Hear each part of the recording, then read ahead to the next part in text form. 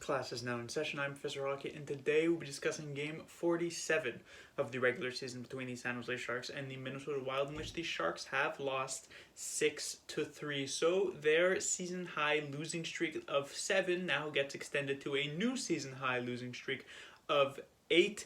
This was the first time in a while that the Sharks did not score the first goal, and we saw what happens when an actual good team scores the first goal of the game, as the Minnesota Wild got off right at the start. The first 20 seconds, pretty much, of this game, the Wild already had a 1-0 lead, which was actually very bad for the San Jose Sharks. The Sharks had just come off of what was this very beautiful, very touching tribute to Patrick Marleau, his first home game after having broken the record set by Gordie Howe for the most all-time NHL games played. It was a very moving presentation set up where they had messages from a bunch of Marleau's former teammates, former coaching staff, the GM, and his family, and all of these things. We thought maybe the Sharks could come out with a strong, emotional performance here tonight, and then in the first 20 seconds they give up the first goal. And then that leads to the second goal, which leads to the third goal, and that's the score at the end of the first period. It's 3-0 Minnesota. In the second period, not too much happens until the Wild get a fourth one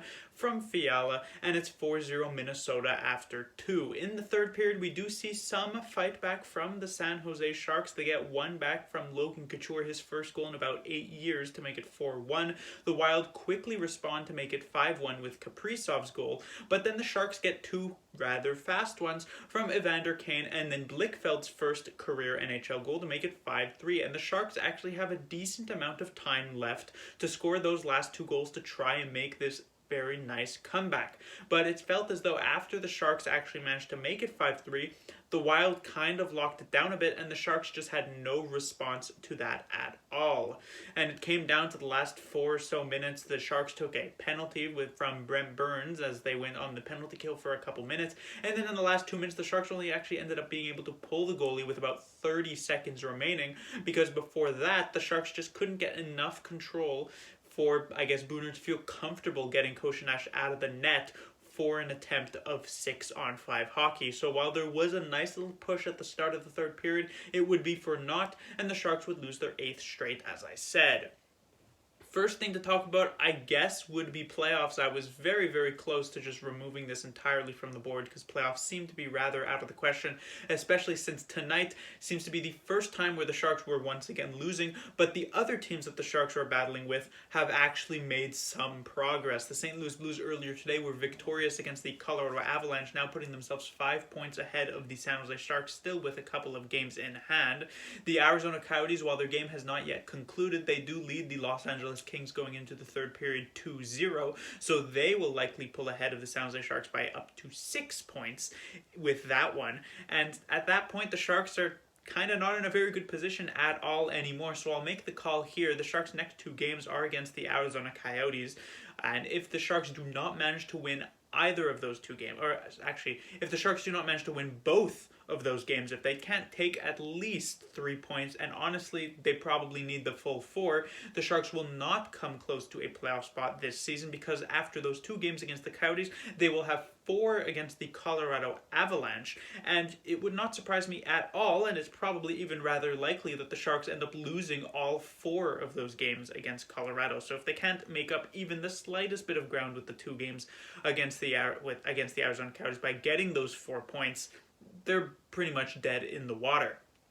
Next, I'll be talking about Martin Jones and I guess also Koshinash, as Jones got the start here tonight, but past the first period he was no longer in the net as he once again got pulled, and this was actually a record-setting pull for Martin Jones. This is the season high, or his career high, amount of games where he has been pulled, with 8 of them, with his previous high being, of course, 7. And the real issue that stems from that is the fact that those 7 games being pulled came in a season which was a full 82 games that Martin Jones, I believe, ended up starting about 60. Here this season, the Sharks, of course, only have a 56-game schedule, and Jones has only started about 32 of them, meaning that Jones has been pulled in 1 of every 4 of his starts this season. So while he had that very good March, that month and a half that was quite successful for him, he has in general just been quite bad throughout most of this season, and this was just an awful performance from him. Remember that goal I was talking about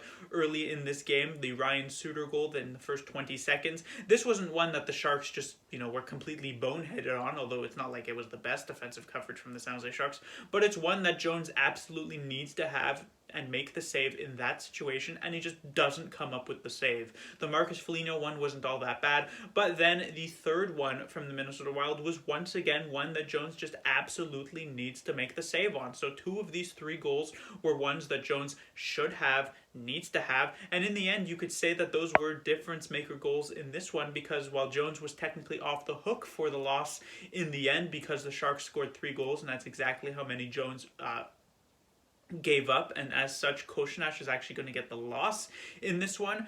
The fact that Jones lets in those 2 weak goals in the first period, and the fact that the Sharks actually end up scoring 3 goals in this one, definitely puts a lot of the blame here tonight on Martin Jones. When it comes to Koshinash, he played the last 40 minutes of this one and actually looked pretty good. I would say really didn't have too much of a chance on this Fiala goal. I believe it ends up deflecting on net, and then it's a save by Koshinash, and then for whatever reason both Carlson and Brent Burns have decided that they're just going to allow Fiala to be in front of the net all alone, and as such Fiala is able to whack in that rebound out of the air. Nice hand-eye coordination. And then the Kaprizov goal was one, also not really any chance for Koshinash. Kaprizov is a very dangerous goal scorer, and for whatever reason Tomas Hertl decides on the penalty kill that he'll just leave a dangerous goal scorer like Kaprizov just completely alone in the slot, and as such he has all the time in the world to pick his shot and get that goal for the Sharks.